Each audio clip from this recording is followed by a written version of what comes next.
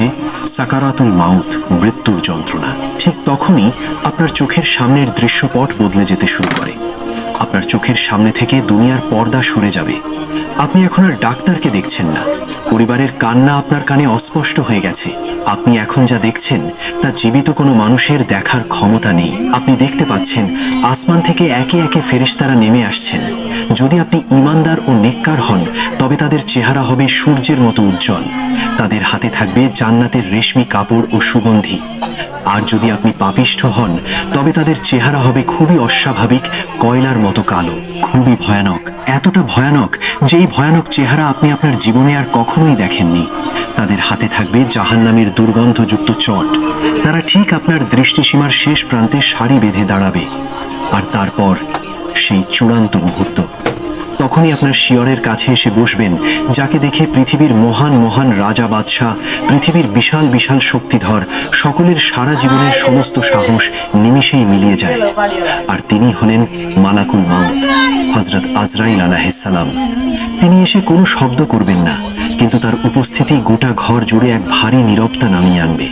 তিনি আপনার রূহ বা আত্মার ঠিক মুখোমুখি হবেন।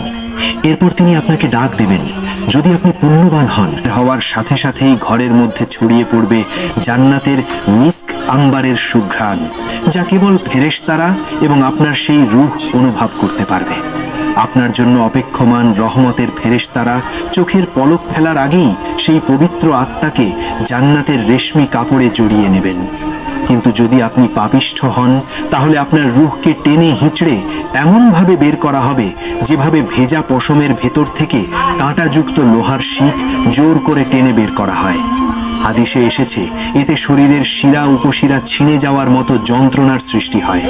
আপনার রূহ শরীর ছাড়তে চাইবে না, কিন্তু ফেরেশতাদের একের পর এক কঠোর আঘাতে তাকে শরীর থেকে বের হতে বাধ্য করা হবে। বের হওয়ার পর তা থেকে লাশের পচা দুর্গন্ধের মতো দুর্গন্ধ ছড়াবে। অতঃপর সেই অপবিত্র রূহকে জাহান্নামের দুর্গন্ধযুক্ত কালো ও খসখসে কাপড়ে মুড়িয়ে ফেলা হবে। এখন আপনার রূহ আপনার দেহকে দেখছে। নিচে আপনার সন্তানরা কাঁদছে, প্রিয়তমা স্ত্রী বা স্বামী বিলাপ করছেন, আপনার মা বাবা সকলেই যেন শোকে পাথর হয়ে গেছেন। আপনি চিৎকার করে বলতে চাইছেন, আমি তো মারা যাইনি, আমি তো সব দেখতে পাচ্ছি, তোমরা কাঁদছো কেন? কিন্তু আপনার সেই আওয়াজ দুনিয়ার কারো কানে পৌঁছাবে না। মানুষের জগৎ আর আপনার জগতের মাঝখানে এখন এক অদৃশ্য দেওয়াল তৈরি হয়ে গেছে। ফেরেশতাদের একটি দল আপনাকে নিয়ে আকাশের দিকে উড়াল দেবে।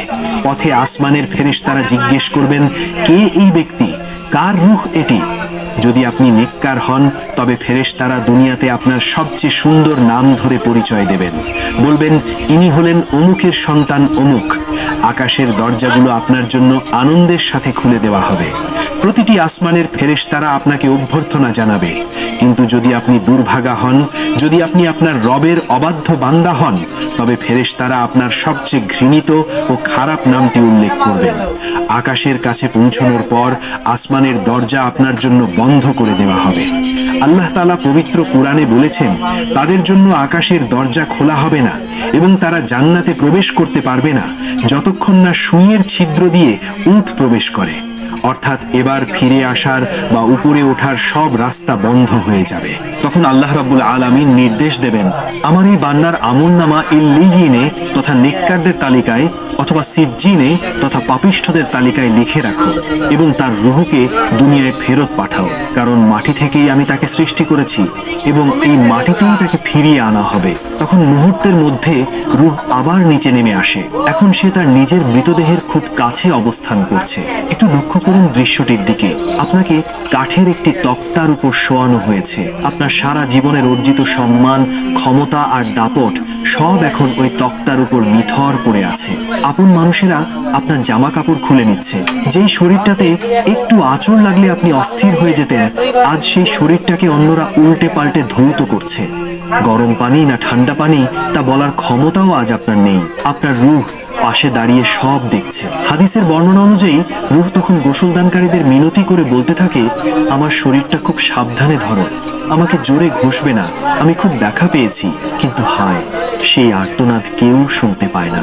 অতঃপর গোসল শেষে আপনাকে এখন 3টি সাদা কাপড়ে মোড়ানো হয়েছে।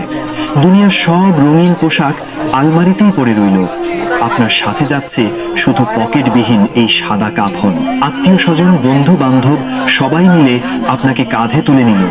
শুরু হলো আপনার আসল বাড়ির পথে যাত্রা। যখন মানুষ খাটিয়া কাঁধে নিয়ে দ্রুত হাঁটতে থাকে, তখন রূহ চিৎকার করতে থাকে। যিনি নেককার তিনি আনন্দের আতিশে বলতে থাকেন, আমাকে তাড়াতাড়ি নিয়ে চলো, আমাকে তাড়াতাড়ি নিয়ে চলো। আমার রবের ওয়াদা সত্য, আমাকে আমার গন্তব্যে পৌঁছাতে